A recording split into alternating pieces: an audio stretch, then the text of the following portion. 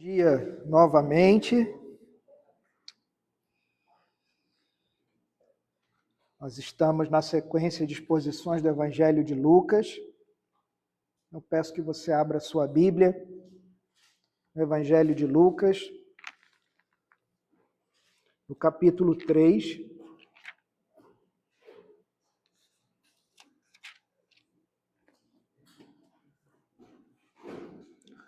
Lucas, capítulo 3, nós vamos fazer a leitura do verso 7 até o verso 14. O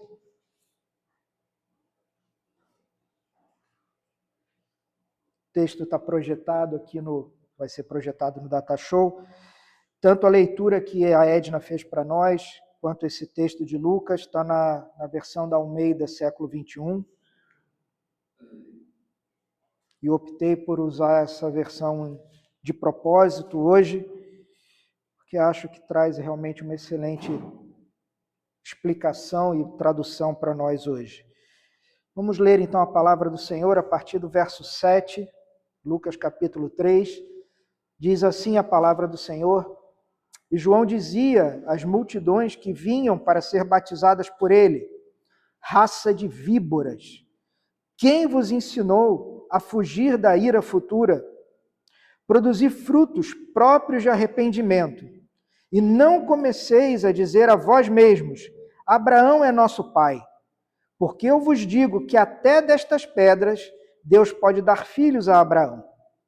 E o machado já está posto à raiz das árvores. Aquela que não produzir bom fruto será cortada e jogada no fogo. Então as multidões lhe perguntavam: O que devemos fazer? E ele respondia: Quem tem 2 túnicas, reparta com o que não tem nenhuma. E quem tem alimento, faça o mesmo. Vieram também alguns publicanos para serem batizados e perguntaram-lhe: Mestre, que devemos fazer? Ele lhes respondeu: Não cobreis mais do que o prescrito. E também alguns soldados perguntaram: E nós, que devemos fazer? Ele lhes disse: De ninguém tomeis nada à força, nem façais denúncia falsa, e nem contentai-vos com o vosso salário. Até aqui a nossa leitura. Nós temos acompanhado esse início do Evangelho de Lucas desde do momento em que o Senhor, através do seu anjo, prediz que iria acontecer, que essas coisas todas aconteceriam. Vimos o nascimento de João, vimos o nascimento do nosso Senhor Jesus. E agora a gente chega num ponto bem interessante. Esse é o momento em que João Batista começa a pregação do Evangelho. Nós vimos 15 dias atrás que João foi o primeiro pregador do Evangelho. João foi o primeiro pastor chamado pelo Senhor para que o Evangelho fosse pregado. E aqui começa a pregação de João Batista. E esses versos, do 7 ao 14, ainda vamos ter mais um pedacinho do 15 ao 20, apesar de ser um relato curto, a gente tem uma amostra pequena do que foi o ministério de João Batista. João causa um impacto gigantesco naquela nação, no povo judeu, mesmo que esse impacto tenha sido um impacto pequeno. João, um pouco depois do ministério dele iniciado, ele vai ser morto, ele vai ser martirizado. Mas, por enquanto, cabe a gente dar uma olhada nesse texto, ver o impacto, a força da pregação de João e aprender o que a gente pode tirar dessa pregação, desse homem que foi o primeiro pregador e que a gente possa usar nas nossas vidas hoje. Se a gente fizer uma leitura dos 3 evangelhos chamados sinóticos, ou seja, aqueles 3 evangelhos que são muito parecidos, né? Mateus, Marcos e Lucas, a gente vai ver que esses três evangelistas, eles são muito enfáticos com a pregação de João Batista. Alguns, como Lucas, vão contar um pouco da história que aconteceu antes, outros, como Marcos, vão começar a sua história a partir já da pregação de João, mas nenhum desses 3 deixa de mencionar a força da pregação de João. Então a gente encontra pelo menos 3 grandes testemunhos do que João Batista começou a fazer. E mais do que esses 3 evangelistas, o próprio Senhor Jesus deixa registrado, através desses 3 homens, de Mateus, de Marcos e de Lucas, um dos maiores testemunhos a respeito de João Batista. É Jesus que vai dizer que não houve profeta maior dentre os nascidos de mulher. Isso é muito importante. Nós estamos falando do Filho de Deus, do testemunho público de Jesus Cristo, dizendo, olha, escutem o que esse homem está falando, esse que vem antes de mim, que prepara o caminho para mim, porque a mensagem dele é necessária para que a minha mensagem também seja bem-sucedida. Então a gente olha para esse texto e fala, tá, qual foi então a grande característica do ministério de João Batista? E eu separei 5 pontos que a gente pode aprender e usar para os nossos dias hoje.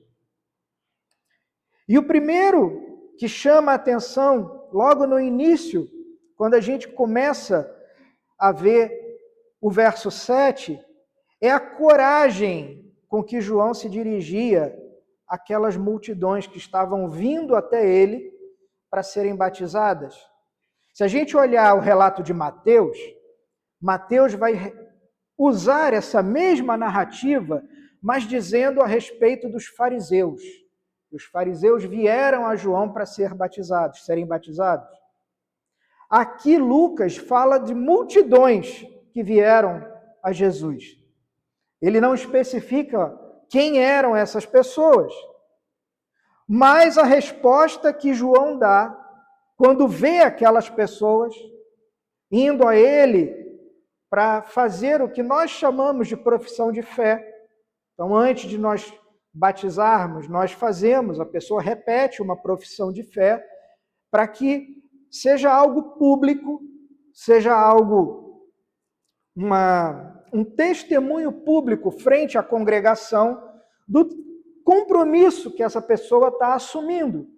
Ela está dizendo que a partir de agora a orelha dela está à disposição para os irmãos, caso os irmãos precisem dar uma puxada. Por quê? Porque ela publicamente fez aquela profissão de fé. Ela cria em Jesus Cristo, ela cria que Jesus era seu Senhor e Salvador, que havia morrido pelo perdão dos pecados. Da mesma forma, isso começou a acontecer no ministério de João, só que João fala, olha, nem venham querer repetir uma profissão de fé. Ele chama aquelas pessoas de raça de víboras.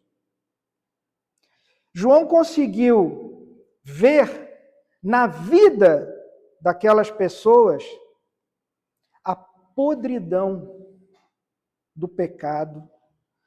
E não só isso, porque isso estaria na vida de todos nós, mas João via hipocrisia na profissão de fé que aquelas pessoas estavam dizendo que estavam prontas a fazer.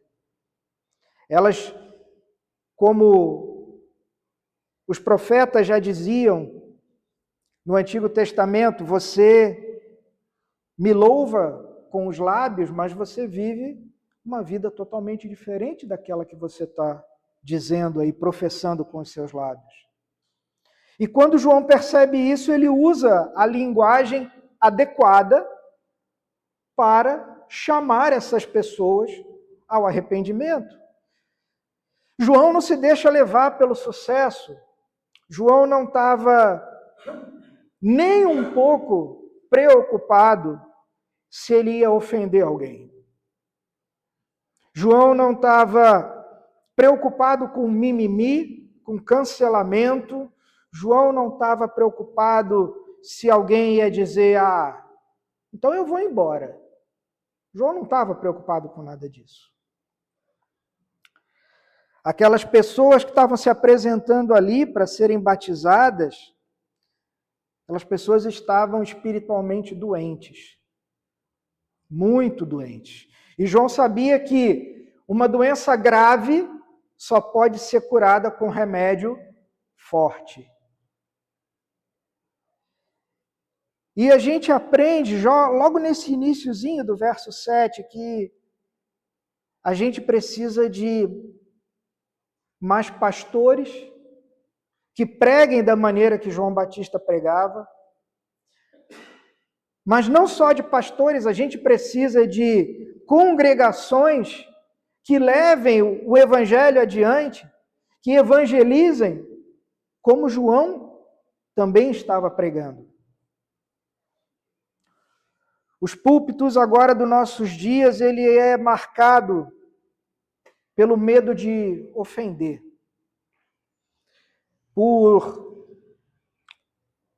medo de que, se eu falar algo que a minha congregação não gosta, a minha congregação partirá para uma outra igreja. E tendo menos pessoas na minha congregação, eu não teria mais tantas pessoas ofertando.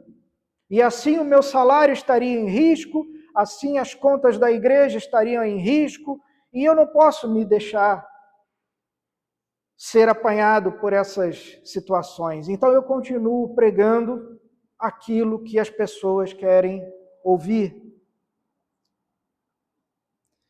Os nossos púlpitos se recusam a uma conversa franca, direta, a uma conversa que chama as coisas pelo nome que as coisas têm. Edna leu para nós agora na nossa leitura congregacional. Ali Paulo está falando, e João também vai falar aqui, basicamente a mesma coisa, que quem rouba é ladrão. Mas, poxa, isso é forte. Forte é você roubar. Errado é você roubar. Não esperem de pessoas que foram comissionadas pelo Senhor para falar a verdade, que elas mintam. Então a gente vai chamar roubo de roubo. A gente vai chamar aquele que rouba de ladrão. A gente vai, inclusive, chamar a pessoa ao arrependimento. E, queridos, aqui a questão não é você ofender. Ninguém está falando em ser rude. Ninguém está falando em deixar de ser amoroso. O problema é que a gente tem aquela visão totalmente distorcida do que é amor. Amor é eu fazer aquilo que a pessoa quer que eu faça. Não, está errado, desculpa. O amor que a Bíblia me ensina é o amor de fazer o que é certo. Doa quem doer. Mesmo que isso signifique, como nós cantamos, pagar um alto preço. E a gente cantou. Nós declaramos aqui, pelo poder do Espírito Santo, que nós estamos prontos a pagar o preço para nós sermos um só corpo no Senhor. Um só corpo, querido. A hora que o Beto tiver com dor nas costas, eu estou com dor nas costas também. A hora que um de nós vai passar por uma necessidade, eu também vou estar na mesma necessidade. Vamos rir, nos alegrar com os que se alegram e vamos chorar com os que choram. Não existe o menor sinal de amor, muito menos amor cristão, amor bíblico, em você chegar para um incrédulo e fazer carinho na consciência dele, porque senão ele vai ficar chateado, ofendido com você. Isso não é amor. A gente não pode dar nomes suaves ao pecado. Falamos isso na quarta-feira. Estamos falando sobre cosmovisão e essa semana falamos nos grupos também sobre cosmovisão. Conversávamos essa semana sobre o peso do pecado, o quanto custou ao meu Senhor levar o pecado dos seus lá na cruz. E aí recordamos o filme da Paixão de Cristo, um filme que é impossível você assistir sem que você se emocione. E você vê o sofrimento que o meu Senhor passou para levar os pesos do meu pecado. Eu não posso brincar com esse pecado, eu não posso chamar esse pecado de uma coisinha bonitinha, cor-de-rosa, eu não posso chamar esse pecado de qualquer bobagem. Eu tenho que dar nome ao pecado. O pecado, ele é imundo, ele é sujo, ele é destruidor. E 2 textos eu separei aqui, textos que têm sido muito esquecidos pelos nossos pregadores de hoje e pelas nossas congregações de hoje. E um deles está aqui no Evangelho de Lucas, no capítulo 6, onde Jesus fala: ai de vós, quando todos vos elogiarem, porque os antepassados deles fizeram o mesmo com os falsos profetas.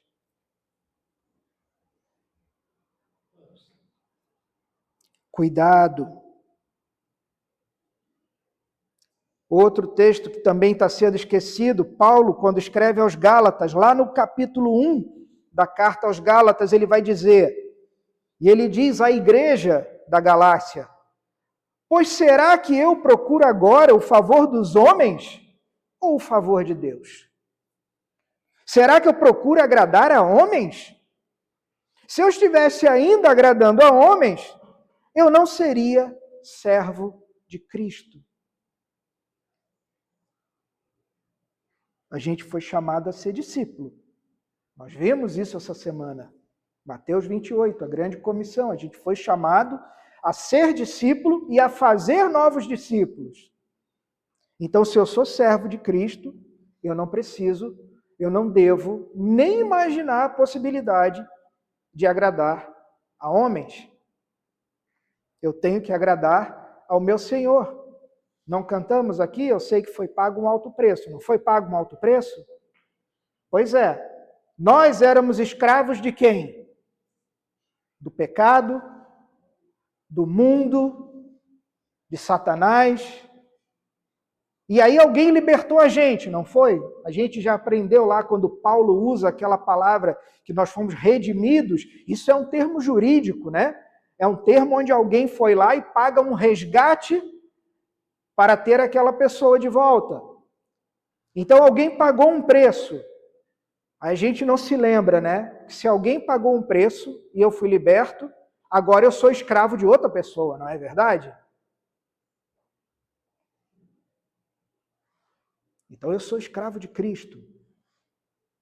E se assim sou, tenho que fazer a vontade do meu Senhor, não a minha. E qual é a vontade do meu Senhor? Que nós sejamos, através do poder do Espírito Santo, tenhamos unidade, sejamos um único corpo em Cristo. Então Paulo nos lembra, se eu estiver agradando a homens, eu já não sou servo de Cristo. Segundo ponto importante que esse texto nos ensina, João vai falar de maneira clara, de maneira direta, do perigo do inferno para aqueles homens, aquelas mulheres que estavam se aproximando para serem batizados. Aqui, na Almeida 21, o termo que ele usa é: quem vos ensinou a fugir da ira futura? É o finalzinho do verso 7. Algumas traduções vão usar ira vindoura. O ponto é, João está dizendo, olha, virá uma ira. A ira de Deus, a santa ira do Senhor vai se manifestar sobre nós. Nós vimos lá na exposição de Malaquias que o Senhor viria, que o Senhor habitaria no meio do seu povo. O próprio Senhor, o próprio Deus viria. E que quando ele viesse, lembra a bagunça que os sacerdotes haviam feito lá no final de Malaquias?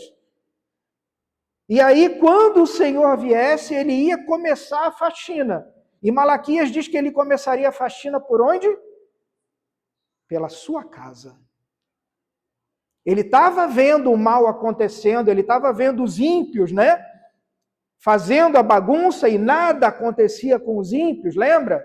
Os sacerdotes, o povo, o pessoal todo reclamava para Malaquias. E Malaquias fala, tudo bem, ele não está dormindo, ele está vendo o que os ímpios estão fazendo. Mas ele vai vir limpar primeiro a casa dele. Então existe uma ira futura. E João vai falar para nós do machado do julgamento de Deus. João vai falar de que existem árvores que não estão dando fruto.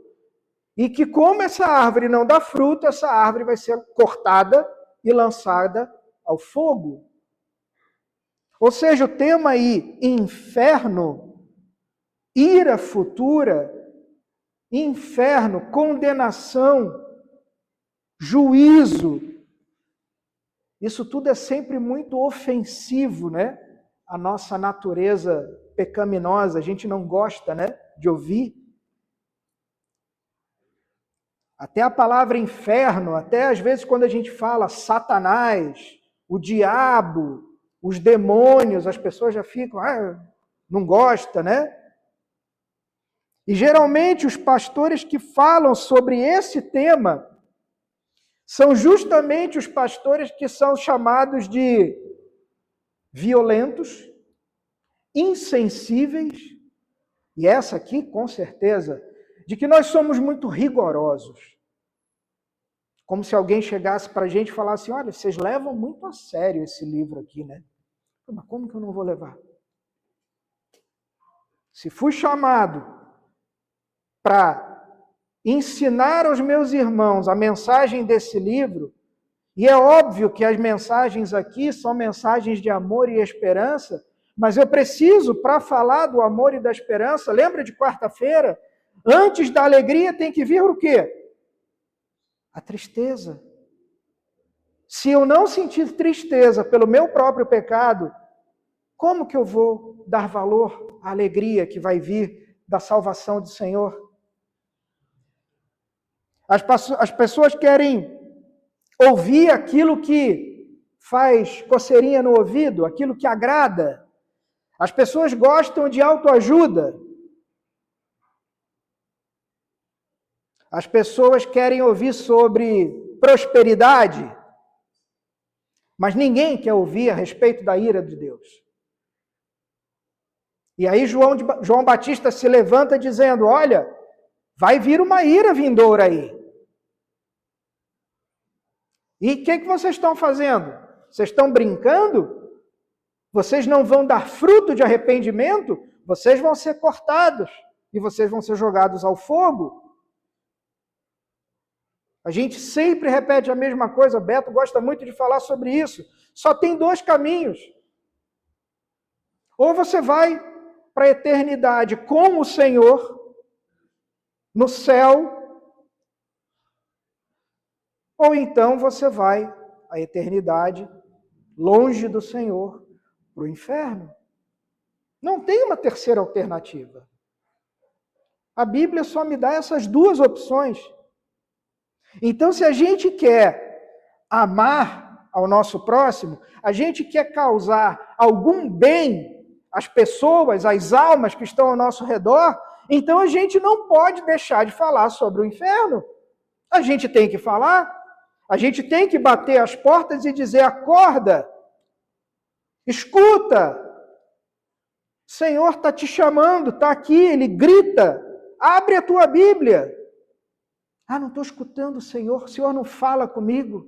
o Senhor não me responde às orações. Abre a tua Bíblia. Ele vai gritar no teu ouvido. É impossível que você não escute o Senhor se você abrir a tua Bíblia todos os dias. O próprio Senhor Jesus, durante o ensino público, os seus 3 anos de ministério, com frequência ele falou sobre o inferno. Com frequência ele alertou as pessoas. Falou de um local de eterno ranger de dentes, de eterno sofrimento. Um local onde existe um fogo que queima e não termina, aquilo não se consome, vai ser eternamente um sofrimento. Esse mesmo Salvador e Senhor que falou da salvação, que falou da graça do Senhor, do amor, que falou do perdão, que nos ensinou coisas maravilhosas, foi o mesmo Senhor que falou de modo claro. Ele não usou nenhuma parábola para falar isso, ele usou palavras claras, diretas, ele usou a palavra inferno, Hades, para alertar as pessoas, para falar que o caminho que leva ao inferno é o caminho largo, o caminho fácil, o da porta larga, esse é o caminho.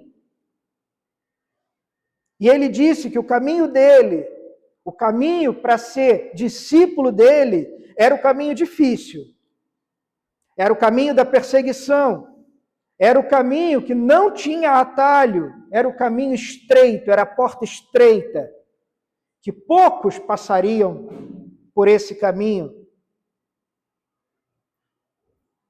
A gente não pode acrescentar aquilo que não está escrito.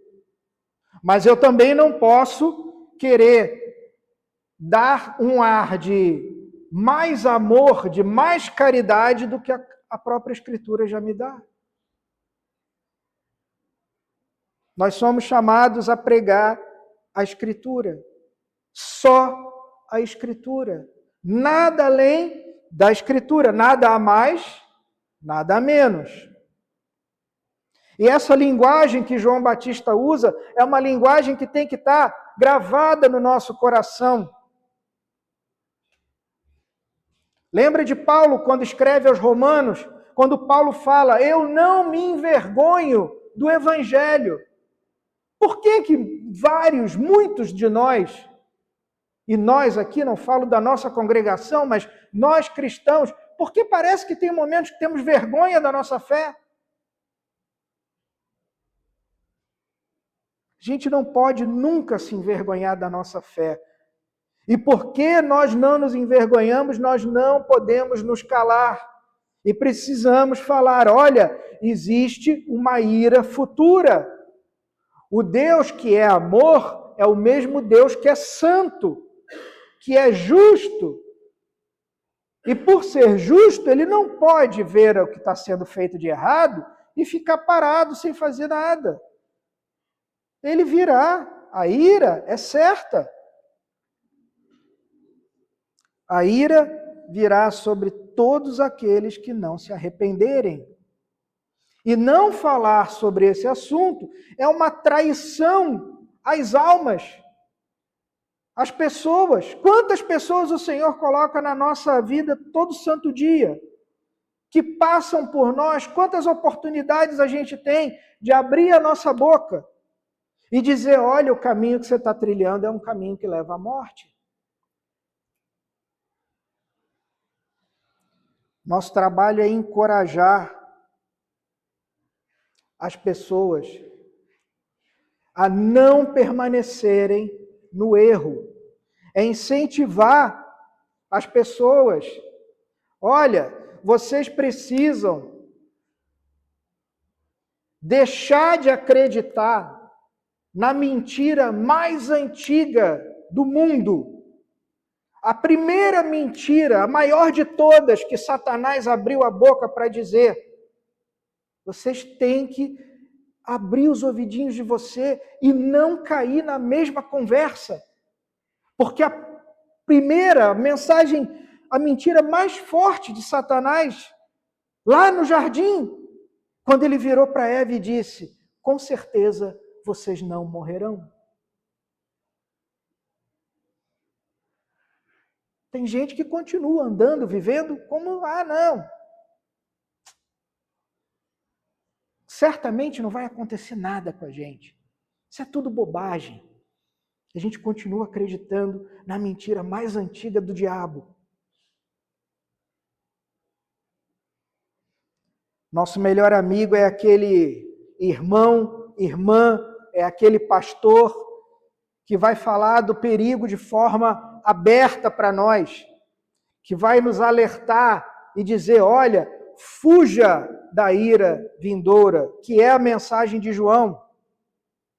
A pessoa nunca vai dar o valor devido ao céu enquanto ela não for convencida que ela tem o risco real de acabar no inferno. Estamos vendo sobre isso nas bem-aventuranças. Enquanto eu não for esvaziado de mim, eu não vou conseguir ser cheio do Espírito Santo. Enquanto não houver a tristeza pelo meu pecado e a tristeza pelo pecado do mundo, eu nunca vou dar o valor real à salvação. Cristianismo que não fala no inferno não é o cristianismo de João Batista, não é o cristianismo do nosso Senhor Jesus Cristo e não é o cristianismo dos seus apóstolos e dos seus discípulos. Terceiro ponto que essa mensagem traz para a gente: um arrependimento sem frutos é totalmente inútil. O que João disse a essas multidões que foram para ele para serem batizadas? João fala: produzir frutos próprios de arrependimento. É João quem vai dizer, e depois o Senhor Jesus vai repetir as palavras de João, que toda árvore que não produz fruto bom vai ser cortada e jogada no fogo. De nada adianta nós termos aquela conversa piedosa, nós temos aquela conversa amorosa, cheia de verdade. Não adianta a gente fazer uma confissão, não adianta pedir perdão, se nada disso for acompanhado da obra e da prática. Lembra quando o Beto pregou para a gente a respeito de Tiago? Fé sem obras é morta. Não é o que Tiago nos fala? Me mostra a sua fé sem obras e eu te mostro a minha fé com obras.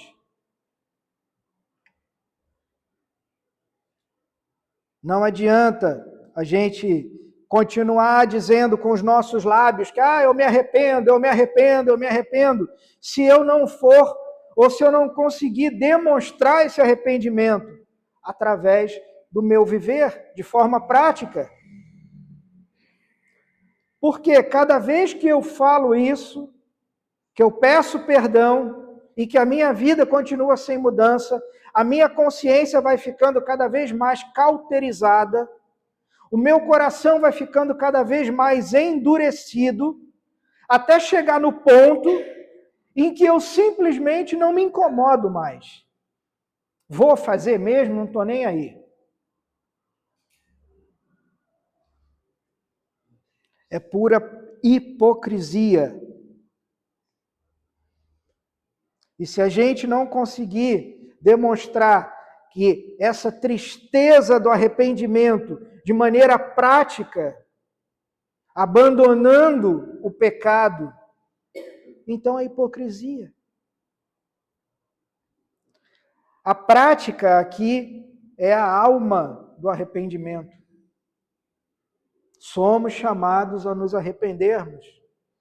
Então somos chamados a deixar de lado o pecado, a fazermos uma conversão nas nossas vidas, Se estamos indo para cá, então nós vamos convergir, vamos para lá agora. É o sentido oposto. Quarto ponto que essa mensagem traz para nós. A gente tem que, de uma vez por todas, deixar de escutar. Muitas igrejas, infelizmente, ainda falam isso. Muitas pessoas ainda têm essa ideia e a gente tem que se livrar disso. Não é porque você está ligado a uma pessoa piedosa, a uma pessoa santa, que isso vai salvar você. Isso é um grande erro. Beto gosta de dizer, e é realmente bem prático para que a gente aprenda, porque é a maneira fácil da gente aprender. Deus não tem neto, Deus tem filho. Ou seja, a salvação é pessoal. É algo entre uma pessoa e o nosso Senhor Jesus Cristo. Pronto. Não adianta, mas eu sou filho de fulano, porque eu sou pai de Beltrano. Você poderia chegar e dizer também, olha, eu faço parte da igreja de Spurgeon. Eu sou da mesma igreja que Calvino. Frequento os mesmos lugares que Lutero. Homens santos. Homens que Deus usou para que a sua obra fosse feita. Mas você podia ser até filho deles. Isso não ia ajudar em você em absolutamente nada. João disse àqueles homens, àquelas mulheres lá, olha, não comeceis a dizer a vós mesmos, Abraão é nosso pai, porque eu vos digo que até destas pedras Deus pode dar filhos a Abraão. A mensagem do nosso Senhor Jesus veio também na sequência para dizer, olha, não são os filhos naturais de Abraão, são os filhos espirituais de Abraão. E esse conceito é uma prova prática da nossa condição, com nossos corações corruptos, nossos corações caídos. Muita gente viveu e morreu naquela ilusão de que porque estava unido a uma pessoa piedosa através de laços de sangue, ou porque está, e essa é muito comum até hoje, faz parte do rol de membros de uma igreja. Eu faço parte da igreja XPTO, então ótimo, estou salvo. Não, não está. Não está.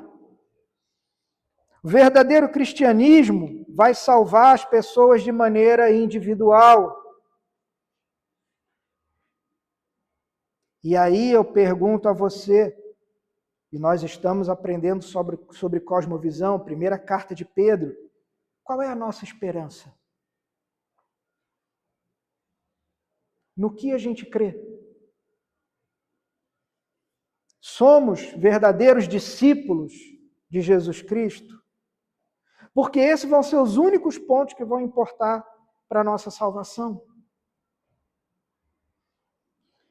E ali, João estava falando, e o nosso Senhor vai falar a mesma coisa. É inútil você ter nas suas veias o sangue de Abraão. Se você não tem a fé que Abraão teve, e se você não fizer as obras que Abraão fez, não serve para nada. Quinto e último ponto. Até o quarto ponto veio toda a teoria. E o quinto termina com João dizendo para a gente, agora que vocês aprenderam na teoria, vem o teste prático. O mesmo teste que a Edna leu para a gente quando Paulo escreveu à igreja de Éfeso. Cada pessoa que se diz arrependida tem que começar a se livrar dos seus pecados. E começando pelos pecados que são os pecados de estimação. Aquele pecado que a gente guarda com carinho. Que a gente acha que, não, esse pecado aqui eu vou me livrar dele. Mas esse pecado nunca me seduziu. Aqueles pecados que eu realmente tenho dificuldade em lidar com eles no dia a dia, esses eu escondo, não falo nada e deixo eles quietos. E João faz uma lista. Pessoas egoístas, pessoas apegadas aos seus bens, essas pessoas deveriam começar a se mostrar pessoas caridosas. Tem 2 túnicas? Dá uma túnica para quem não tem nenhuma túnica. Ainda tem alimento? Então reparte o alimento que você tem. Os publicanos eram aqueles judeus que eram os mais odiados dentre o povo, judeus que eram chamados por Roma para serem os cobradores de impostos. E esses geralmente eram homens ricos, porque eles cobravam o imposto para Roma, mas eles cobravam além do imposto, porque uma parte era a chamada taxa de serviço deles. Então eles eram duplamente odiados. Porque faziam um papel sujo que Roma não fazia. Roma cobrava o imposto, né? Dizia que ia ter o imposto, mas quem ia bater na porta da tua casa era o cobrador de imposto. E o publicano deveria fazer o quê? Não cobrar mais do que o estipulado. Os soldados, da mesma forma, eles não deveriam tomar nada à força. Não deveriam fazer denúncia falsa. Naquela época, dentro daquele mundo judaico, era importante, quando você fazia uma acusação a alguém, ter testemunhas. Então você vai lá, dava um dinheirinho para a pessoa, e a pessoa ia lá no tribunal dizer, olha, eu vi, ô Beto, eu vi, Beto estava ali, rasgando o papel na parede. Eu dava um falso testemunho. E ali ele fala, olha, não faça denúncias falsas. E que também os soldados deveriam se contentar com o salário que eles recebiam. E aqui é importante, é muito importante a gente prestar atenção, porque quando João fala isso, João não está dizendo, olha, se vocês fizerem isso, vocês estão perdoados, a conta de vocês está paga, vocês estão salvos, vocês vão para o céu. Não, não foi isso. Porque a gente já aprendeu que a salvação é uma obra feita pela graça do nosso Senhor. Não é algo que eu faço por qualquer tipo de obra, ou por qualquer coisa que eu possa fazer. Não, eu não posso fazer nada. Eu estou perdido. Ele faz todo o trabalho. Então a gente pode ficar meio confuso e dizer, então quer dizer que se eu for e fizer... Não! Agindo dessa forma, como João está dizendo para eles agirem, as pessoas provariam de maneira prática que elas estavam sinceramente arrependidas. Lembra de Zaqueu? Jesus passando, fala para Zaqueu, Zaqueu, desce da árvore, porque hoje eu vou comer na sua casa. E Jesus vai. E naquela casa, naquele jantar, naquele dia, a pregação do Evangelho abre os ouvidos de Zaqueu. E Zaqueu fala, Senhor, eu vou devolver tudo que eu peguei. E olha, se eu prejudiquei alguém, eu vou devolver 4 vezes mais. Mas a lei judaica só exigia que você devolvesse 2 vezes mais. Zaqueu diz que iria devolver 4 vezes mais. E o que Jesus fala? Que naquele dia, naquela casa, houve salvação. Então não é o que você faz. E nós já ensinamos isso aqui. Eu não oferto para conseguir que Ele atenda o pedido que eu fiz a Ele em oração. Não. Porque eu tive um coração transformado pelo Espírito Santo de Deus, quando eu estava totalmente perdido e que eu não podia fazer nada, porque agora eu tenho um coração de carne, porque eu fui transformado pelo poder do Espírito Santo, então agora eu posso ser uma pessoa que contribui. Eu posso ser uma pessoa desprendida do amor ao dinheiro. Eu não faço algo para conseguir alguma coisa, porque eu fui alcançado e eu estava morto nos meus delitos e nos meus pecados e fui transformado. Então agora eu sou nova criatura. Agora eu sou um novo homem. Agora todas as coisas ficaram para trás. Nova criatura, agora tudo começou do zero. Agora eu posso ser diferente. Agora eu posso perdoar. Por quê? Porque eu fui perdoado. Agora eu sou generoso. Porque alguém foi generoso comigo e pagou a conta que eu não tinha a menor condição de pagar. Então esse era o teste prático. Se você está realmente arrependido, você vai agir dessa maneira.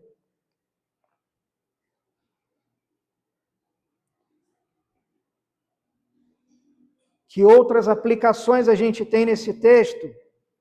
Existe uma sabedoria muito grande, muito profunda nesse texto que a gente leu agora e que ensina como que a gente tem que tratar as outras pessoas, as outras almas que estão ao nosso redor, principalmente aquelas almas que estão começando o seu caminhar na vida cristã. Aqui a gente também aprende qual é a maneira que eu tenho para avaliar o meu coração. Como que eu avalio o meu coração? Como que eu faço esse teste comigo mesmo? Falávamos sexta-feira na nossa reunião do pequeno grupo, porque veio no meio de nossa conversa, poxa, mas como eu tenho certeza da minha salvação? Começa por esse teste aqui. Lucas, capítulo 3, do 7 ao 14. Coloca o teu coração à prova para esse teste aqui. Você quer um teste ainda mais definitivo? Leia a primeira carta de João. Chega em casa, abre a tua Bíblia lá, 1 João. São 5 capítulos pequenininhos, eu acho. Lê 1 João. Ali é o teste. Passa por aqueles 5 capítulos e você fala, eu tenho certeza da minha salvação. É óbvio, pode ser que várias coisas ali você vai dizer, olha, eu não consigo fazer isso totalmente. Mas eu já consigo ver que existe mudança na minha vida de quem eu era, para quem o Espírito Santo está me transformando. Lembra da quarta-feira passada?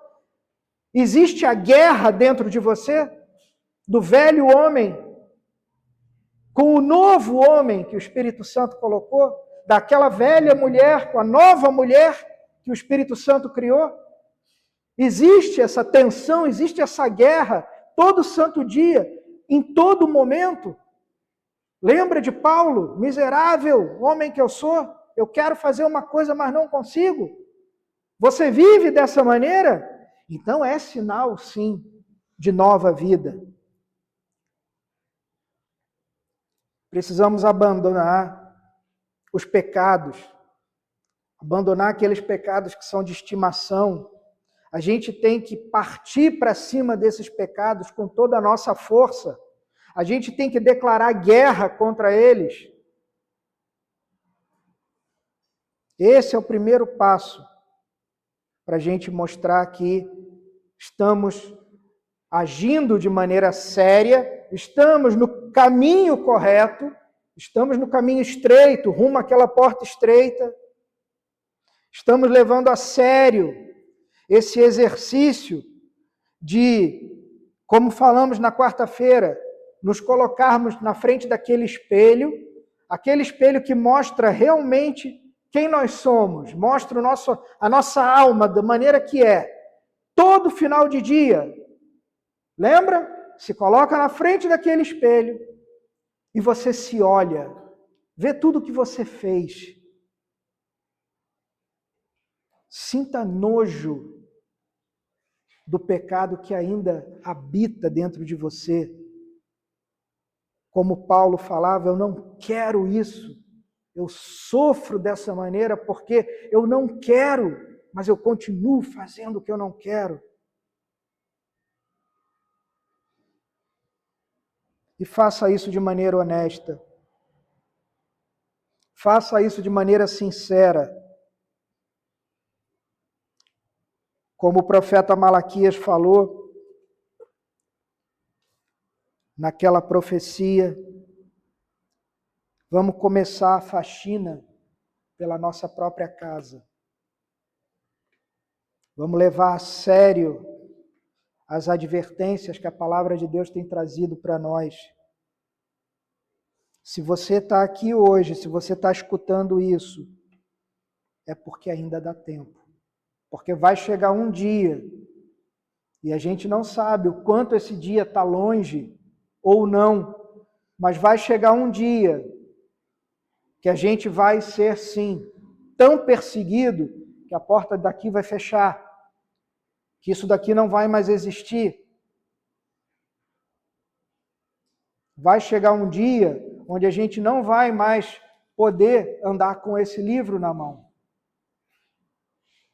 E a gente vai sentir falta. Olha como eu tinha liberdade. E a hora que aquele dia chegar, e que todo olho vai ver, e que todo joelho vai se curvar, e que toda língua vai ter que confessar, aí não tem mais jeito. Aí não dá para mudar de ideia. Ainda dá tempo. Vamos orar. Senhor Deus Todo-Poderoso, nós louvamos, Senhor, o Teu nome, agradecidos pela Tua santa palavra. Nós pedimos, Pai, que o Teu Espírito Santo nos encha com força, nos encha com poder, para que possamos, Pai, a partir de agora, assumir esse compromisso de dizermos cada vez mais não ao pecado, de lutarmos, Pai, pelo nosso arrependimento, para que possamos, Pai, com a graça do Teu Espírito Santo, sermos árvore que dá bom fruto. O Senhor tem misericórdia de nós, Pai. Não nos corte, nem nos jogue ao fogo, Pai. Por favor, enche-nos com Teu Santo Espírito. Enche-nos, Senhor. Que nós possamos, como o Senhor mesmo contou aquela parábola, possamos ser terra boa.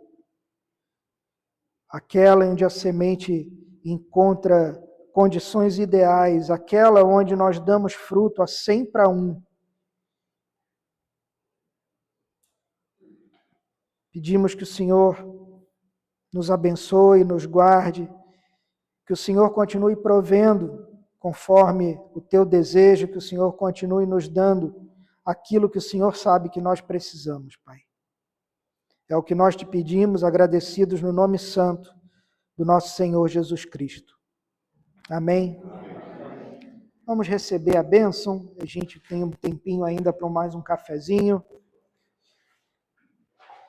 Que o amor do nosso Deus Todo-Poderoso, a graça do nosso Senhor Jesus Cristo, e o amor e o consolo do Espírito Santo estejam sempre conosco, hoje, em todos os lugares e em toda a face da terra. Amém.